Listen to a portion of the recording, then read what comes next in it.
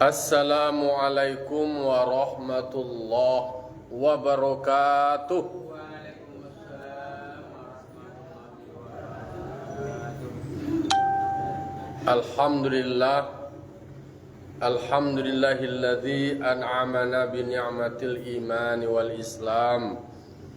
Ashhadu an la ilaha illallah wahdahu la syarikalah wa ashhadu anna Muhammadan abduhu wa rasuluh sallallahu alaihi wasallam la nabiyya ba'dah amma ba'du. Qala rabbi shrah li sadri wa yassir li amri wahlul 'uqdatam min lisani yafqahu qawli. Bapak-bapak, ibu-ibu kaum muslimin dan muslimat jamaah subuh yang dimuliakan Allah Subhanahu wa taala. Puji serta syukur senantiasa kita ucapkan atas kehadirat Allah Subhanahu wa taala yang telah melimpahkan nikmat, rahmat dan karunia-Nya kepada kita. Alhamdulillah, kita masih berikan Allah kesehatan, kita Allah berikan nikmat kesempatan, ada nikmat iman dan Islam, dan kita masih bisa melaksanakan ibadah sebagai kewajiban kita. Selanjutnya salawat dan salam kita mohonkan kepada Allah, semoga disampaikan kepada arwah junjungan kita, yakninya Nabi besar Mustafa Muhammad sallallahu alaihi wasallam, tauladan kita, panutan kita dalam menjalani hidup dan kehidupan. Baiklah bapak-bapak, ibu-ibu jamaah yang dimuliakan Allah, pagi kini kita lanjutkan pula pembahasan kita masih tafsir ayat 1 surah Al-Isra. Menjelang Nabi Muhammad SAW sampai ke Baitul Maqdis, banyak hal yang Allah perlihatkan kepada Nabi Muhammad, dan itu adalah sebagai data awal, rujukan di dalam mengambil langkah-langkah dakwah. Begitu pula kita sebagai umat dalam rangka kita majak, bukan mengejek, merangkul tapi bukan memukul umat yang perilaku mereka, hobi mereka beragam. Soal perilaku, soal kebiasaan, soal hobi. Kalau sebelumnya sudah ada beberapa hal yang sudah kita diskusikan. Ada yang terlihat oleh Rasulullah, orang yang gemar berinfak dan bersedekah, digambarkan seperti orang yang bercocok tanam. Kemudian ada yang bau harum semerbak. Itu adalah gambaran orang yang teguh dalam pendiriannya, kokoh dalam keyakinannya, yaitunya seperti perempuan penyisir rambut putri Firaun, Masyitah. Tetapi ada juga yang tergambar orang yang memukul kepala mereka sendiri. Itu adalah cerminan orang yang malas mendirikan sholat. Kemudian ada orang memakan kayu baduri, kayu kareh, kayu zakum, kayu buah pai, batu nan dikuduk. Ni tahu kuduk? Itu nan dikunyah, itu nan dimakan. Itu gambaran orang yang enggan berbagi, enggan bersedekah. Kemudian ada juga orang yang hobinya zina. Nampak dia Nabi ada sebelah suainya punya daging segar, halal, barasiah. Itu nyopadianya. Nyom makan nanti sebelah kidai ada daging busuk, haram, bau ule-ule. Itulah. Itu adalah orang berzina. Lalu kemudian Rasul pun diperlihatkan Allah tipologi atau tipe orang atau orang nan suka merampok. Orang yang merampok kalau bahasa dulu itu SD namanya penyamun. Penyamun. Kalau bahasa fikih atau bahasa Al-Quran namanya kutak tariak. Kutak tariak itu adalah orang yang ambil jalan. Jadi di dalam perjalanan Nabi itu nampak ada orang ambil jalan dengan kayu. Ditanya dia malaikat, kok kayu ba'a kok? Ketika mendaki orang di situ terbakar orang deh. Atau mendaki orang situ tu terjatuh orang deh. Itu adalah orang yang kerjanya merampok atau menyamun atau mengganggu perjalanan orang. Diambil orang di jalan supaya orang taniayo, orang tasungku, orang terjatuh. Kalau kini lah dulu mode namanya, kini namanya anak begal. Lihat tahu anak begal? Nyo memacik ladiang, memacik sabi. Kalau sabi dulu tu namanya celurit namanya. Kau lebih panjang lo ladiang tu sabi itu samurai pakai rantai. Nyo lewan kau orang. Taga dua perjalanan orang deh. Atau dilewang kurang jatuh orang dari onda, dicampaknya orang ko nan onda orang ko diambil. Jadi saja dululah nampak dan Nabi nan orang si kutak tariak tu, orang perampok penyamun tu, namu aja nama tukanya. Kini ana moe lain begal namanya. Dulu bana nampak dan Nabi tu orang gadang orang tu kene beragam.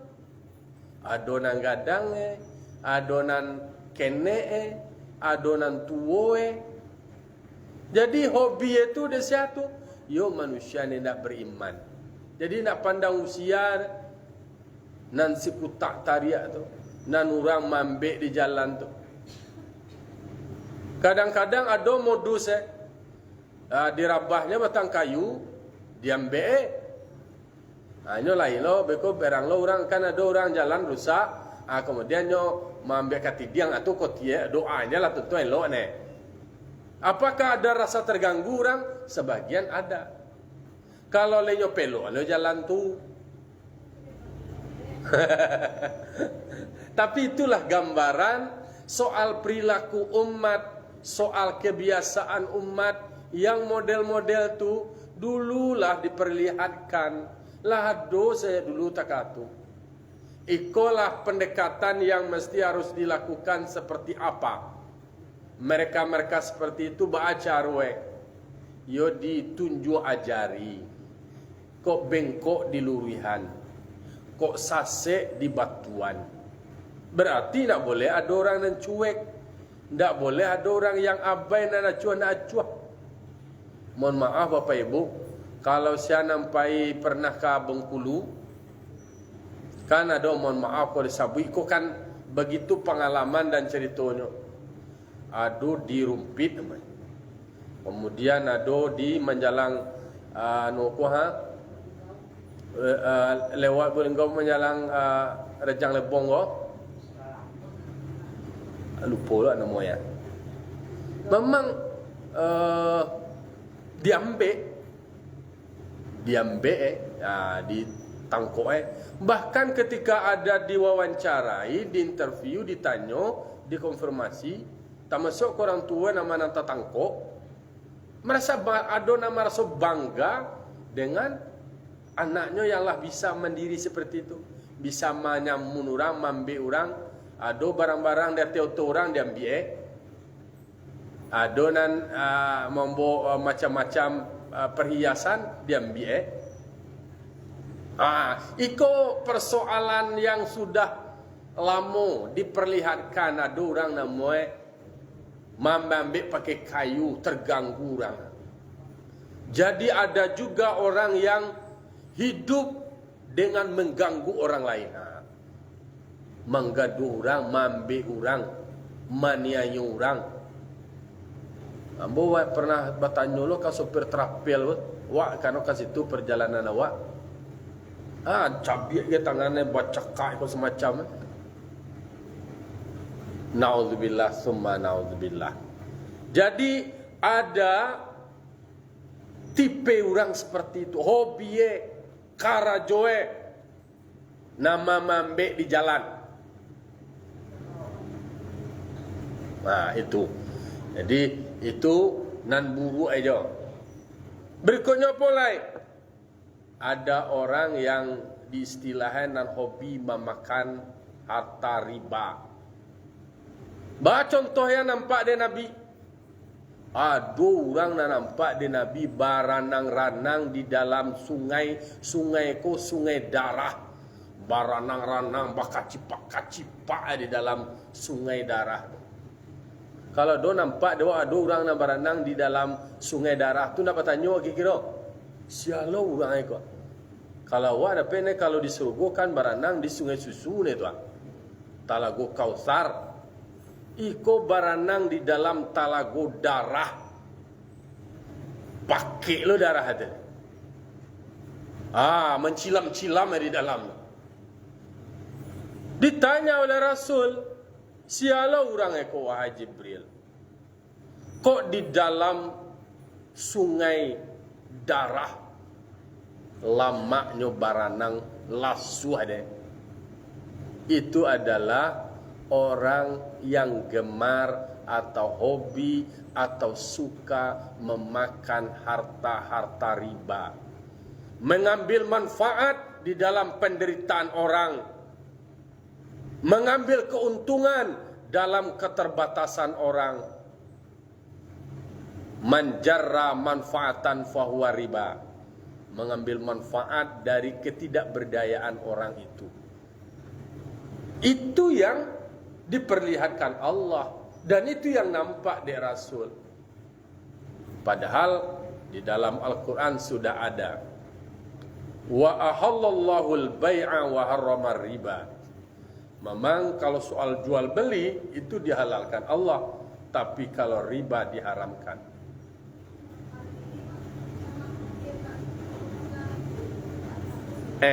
Nak terengah dah.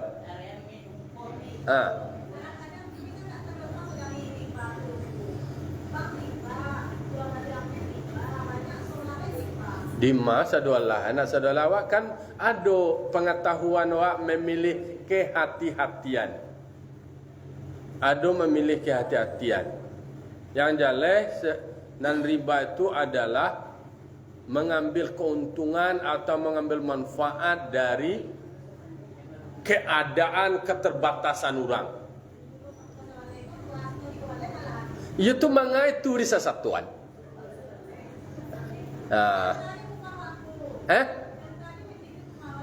Tolak.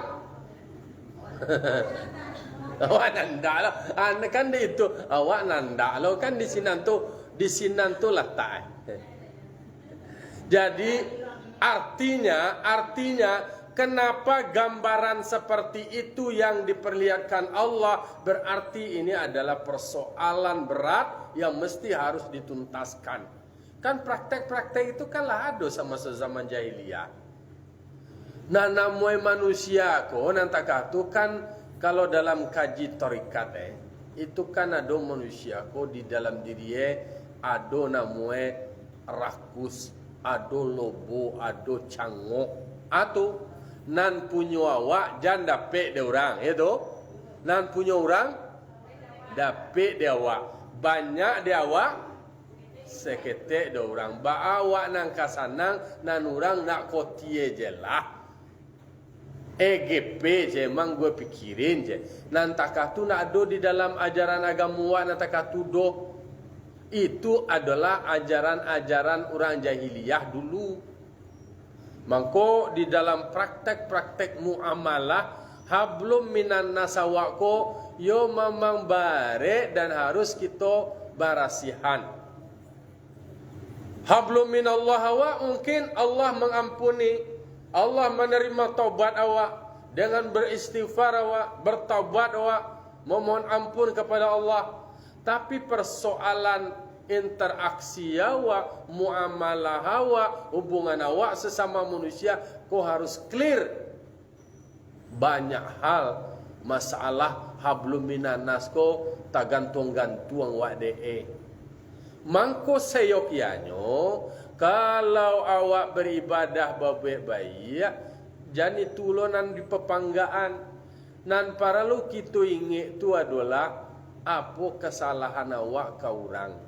Adona utang awak ke orang, adona kecewa nan talomsong ke orang, membuat hati orang padia. Itu tu nan kita berasian dengan ado awak minta maaf, balapang hati awak. Lalu kemudian utang putang diselesaikan, hubungan awak sesama awak dituntaskan. Itu adalah gambaran tentang bahas supaya memberasihan interaksi awak sesama awak. Lalu kemudian apa lagi? Ada yang nampak dek Nabi digambarkan orang yang ketika inyo membawa kayu baban, ndak terkahar dia dah, ndak taluk dia dah. Kabarian ditambah lo celai. Tentu tambah nak taluk dia dah. Tambah bare. Bukannya kurangan anak do tu, nyo tambah jo celai. Tentu tak cengang lo Nabi. Kau gak lain lo orang emang aneh lo Ketika awak membawa simin, cie simin yang kek awak bare reswe. Dia bawa dua. Alah dua tambah bari ditambah lah celai. Kalau bahasa awak tentu tak canggang Nabi. Jibril, kau orang kau balo mode ga, balo gaya ga. Lah jalan nak taluk dia dah. Nyo tambah je celai. Tentu tambah nak taluk, nyo tambah je celai. Dijelaskan oleh Jibril bahwa itu adalah orang yang tidak bisa memikul amanah. Lalu kemudian nyo tambah lo celai menerima nyo tambah jo celai. Jadi adonan orang nan akok wado akok rakus dengan jabatan, akok cangok itu. Nak taluk dia nak tuntas, tak bisa nyo tunaikan amanahnya tu, tak bisa nyo tunaikan kewajibannya, tapi justru nyo tambah je celai.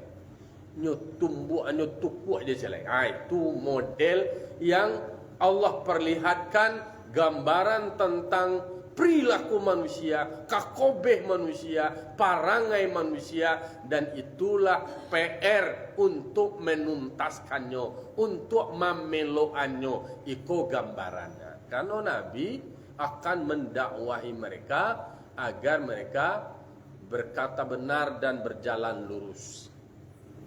Tu na nampak. Adolo celai na nampak de Nabi. Ana nampak de Nabi itu adalah orang nan karajue mengguntiang-guntiang lidah aja. Panjang lidah diguntiang lebalia. Taulu-lu lidah alia. Diguntiang alia. Itu resiko termasuk orang juru dakwah dan banyak ceramah. Artinya adalah mengecek banyak tapi tidak mengamalkannya. Wa yaquluna ma la yaf'alun. Mereka tidak melakukan apa yang mereka katakan. Karajonyo babeda jo perkataannya, nanyo sabui lain, nanyo karajuan lain. Itu na nampak lo dek Nabi, itu lo nang kakubi apole di akhir zaman. Di akhir zaman lah itu nanti jadi. Nan dia ragoi kini orang nan santia mengecek bukan orang yang alim, bukan orang yang berilmu, bukan orang nambah kaji, tapi orang nan sekedar penampilannya, entertainnya dan segala macamnya. Itulah diperlihatkan sebelumnya. Lah nampak gambarannya manusia umat Nabi ada yang seperti itu. Kemudian ada yang karajonya adalah pakai kuku panjang. kuku ku panjang, pakai timbago, pakai basi panjang, nyo gawi-gawi, nyo cabik-cabik mungkue badane kasadoe. Bagi kira tu, kalau orang Perusi panjang kukue nak kukue pakai timbago, pakai basi, runciang lo delai.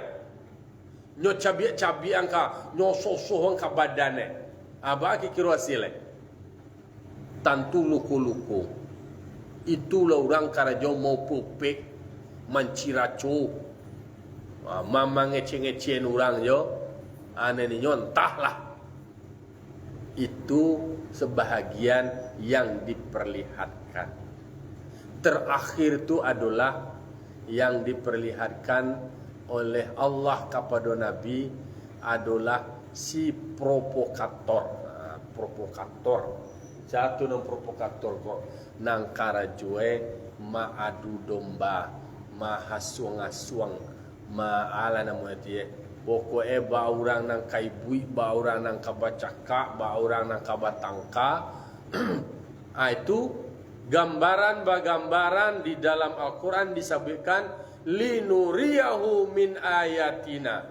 Allah memperlihatkan kepada Nabi bahagian dari tanda-tanda kebesarannya. Itu adalah tentang potret perilaku manusianya. Tetapi Allah juga melihatkan keajaiban-keajaiban alam malakut dari perjalanan Mi'raj beliau. Karena ada 3 alam yang beliau tempuh di dalam perjalanan Isra dan Mi'raj. Ada alam nasut, ada alam malakut, dan ada namu alam lahut. Jadi perjalanan Isra Mi'raj adalah perjalanan yang besar, perjalanan yang luar biasa. Maka memahaminya, meyakininya adalah dengan iman. Kalau dengan utak, nak tamuik utak dah. Karena keluar biasaan peristiwa tersebut. Utak manusia kok kadarnya terbatas. Tetapi kalau iman, keyakinan kepada Allah, tidak ada yang mustahil bagi Allah untuk memperjalankan Isra dan Mi'rajnya Nabi Muhammad sallallahu alaihi wasallam. Sampailah Nabi di Baitul Maqdis. Nah, murak ko tadi di Pawian, di Kabe, murak ko tadi di Malu dulu para rasul-rasul Allah sampai di Baitul Maqdis ditampik nan biasa. Jadilah ada tampik khususnya di situ. Kau datang Nabi ke Baitul Maqdis lah, baca lihat dalam tafsirnya, thumma dakhaltu wa salitu fihi rak'atain. Nabi Muhammad masuk ke dalam Baitul Maqdis dan Nabi Muhammad salat di dalam Baitul Maqdis itu 2 rakaat. Thumma kharajtu, maka aku keluar, faja'ani Jibril bi ina'in min khamrin wa ina'in min labanin. Jadi Nabi Muhammad ketika keluar dari Baitul Maqdis atau Masjidil Aqsa, diojoan datang malaikat Jibril, diojoan dan malaikat ko dua galeh. Dua galeh, cie galeh baisi air susu, cie galeh lai baisi air tua. Mangko fakhtartul labana, maka aku memilih air minum susu. Itu Nabi Muhammad disodorkan 2 pilihan. Suruh memilih satu di antara 2. Dia giahan 2 kali. Dalam riwayat ada menyebut 3, tapi di dalam tafsirku disebut 2. Ina'in min khamarin wa ina'in min labanin. Ada galeh bajano yang berisi susu dan ada yang berisi tua. Mana dipilih dia Nabi? Dipilih dia Nabi air susu. Mangko bakato Nabi Muhammad, bakato Jibril, benar pilihan engkau, asabtal fitrah, engkau telah memilih fitrah. Berarti engkau memilih yang barasyah, yang memilih yang terbaik. Berarti pemimpin kau Bapak Ibu harus pintar membuat keputusan dalam hal memilih di antara opsi-opsi yang ada. Jojoan koman ke pilih Nabi Muhammad memilih yang terbaik, yaitunya memilih laban, memilih susu, dan itu yang beliau minum. Di dalam riwayat lain disebutnya tu nak kasado lebih doh. nan habis tu itulah nan tai chi ada muai. Tuan-tuan awak masuk ke dalam kelompok yang bersama Rasulullah sallallahu alaihi wasallam. Itu kronologi sejarah sampai Nabi Muhammad ke Baitul Maqdis. Nabi Muhammad setelah selesai salat sunat keluar dari Masjidil Aqsa, disodorkan 2 gelas atau 2 bejana berisi 1 tuak dan 1 susu. Kok nyampang tapi pilihlah ia tuak bagi kira. Lebih mabuk je umat Nabi Muhammad. Sedangkali nak tuak diminum ada je nama mabuk je. Mabuk kau macam-macam, ada nama mabuk dia kerana minuman, ada nama mabuk ada lah gue mabuk duit je, ada nama mabuk duit guys. Macam-macam lah mabuk kau. Ada nama mabuk kau yang panjang nama macam-macam Bahasa lindung awak kepada Allah, tuan-tuan awak jangan sampai mabuk ni. Fitrah je awak, barasiah je awak, cegak je awak, elok-elok je perangai awak seperti barasiah dan sehatnya air susu seperti yang telah diminum oleh Rasulullah sallallahu alaihi wasallam. Gambaran-gambaran yang Allah perlihatkan kepada Nabi itu adalah potret tentang perilaku manusia. Semoga nan baiknya ada di dalam diri awak, nan buruk jauh dari awak ni. Ko ada di dalam kita kaluan barasiah diri awak dari enam buruk-buruk tadi. Kita latih diri awak, sekurang kita taruh muhasabah, kita kana je diri awak. Wai ngingik taruh tuntuang awak tak jago dan awak tak paliaru. Hari lah jam 6 lewat. Demikian ulang kaji awak pagi kini. Semoga kita menjadi hamba yang istiqamah di dalam melakukan kebaikan. Fa'tabiru ya ulil absar la'allakum turhamun. Wassalamualaikum warahmatullahi wabarakatuh.